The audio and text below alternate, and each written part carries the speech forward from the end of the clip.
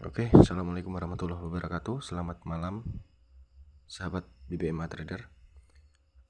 Oke bang, pada video kali ini saya akan jelasin indikator yang di bawah ini ya, karena indikator yang bawah ini seringkali dipertanyakan oleh teman-teman kita subscriber ya. Ini ada entry sedikit untuk contoh aja ini ya bang ya, untuk sell ini ya. Ini paling nanti juga, ini kan scalping kan, paling ini nanti juga naik. Karena di sini ekstrimnya tajam nampaknya, tapi ini kan untuk scalping.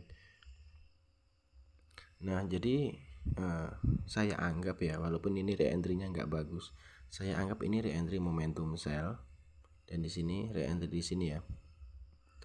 Oke, ini kalau kita validasikan di H1 dia terjadi rejection daripada top BP di sini ya. Oke, ini hanya contoh ya cara membaca indikator. Lalu untuk entry di M15, nah jadi M15 nya dia posisi seperti ini bang, dia posisi di area 80 sini ya, 80 sini. Nah, berarti ini sudah waktunya untuk entry sell, dengan catatan entry last sell ketika dia berada di zona 80 dan di time frame atasnya ataupun di H4, misalkan mau entry di M15 ya, itu ada re-entry seperti ini. Nah ini teman-teman bisa melakukan entry sell karena ini adalah tanda bahwa area ini adalah area pembalikan ya. Ini untuk scalping. Untuk stop loss berapa pip bang? Kalau dari H4 itu biasanya 40 sampai 60 pip untuk stop loss. Kalau di gold ya, kalau di pair mata uang ataupun forex ya nggak sampai segitu ya bang ya. Nah jadi seperti itu ya untuk entry-nya. Apakah harus nunggu persilangan? Enggak pun nggak apa-apa ya, tapi kalau mau nunggu juga bagus. Enggak pun nggak apa-apa, yang penting dia udah masuk zone area ini, area 80 ya. Nah 80 sini. Dan untuk settingan teman-teman screenshot ya, screenshot aja bentar, screenshot. Nah seperti ini, MACD moving average di jendela indikator seperti ini ya. Pasang dulu MACD nya, nanti pasang moving average nya, pasang stochastic nya itu di jendela indikator ya. Nah pasang dulu MACD nya ini. Untuk settingannya seperti ini.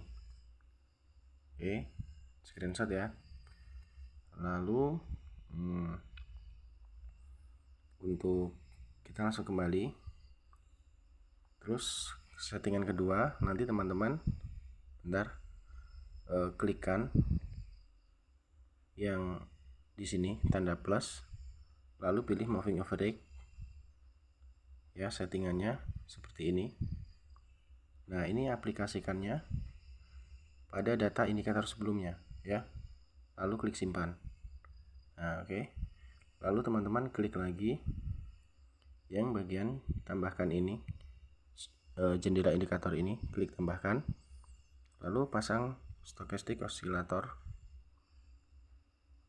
ya, sama aja seperti ini ya untuk settingannya. Jadi ini hanya alat pembantu aja ya bang ya, alat pembantu untuk entry yang jelas ya, untuk entry di time frame ketiga. Yang jelas kalau di time frame pertama ada re-entry, time frame ketiga itu ada seperti ini, itu berarti harga sudah akan berbalik dengan jangka pendek ya, bisa pendek bisa panjang. Yang jelas ini adalah untuk scalping. Oke lor ya, bagi yang request indikator ya kayak gitu ya cara bacanya. Ini hanya untuk konfirmasi dari re-entry di time frame pertama ya, pahami. Ini adalah untuk konfirmasi dari re-entry time frame pertama ya. Kalau untuk buy gimana? Buy pun tinggal sebaliknya ya. Kalau buy dia harus berada di wilayah seperti ini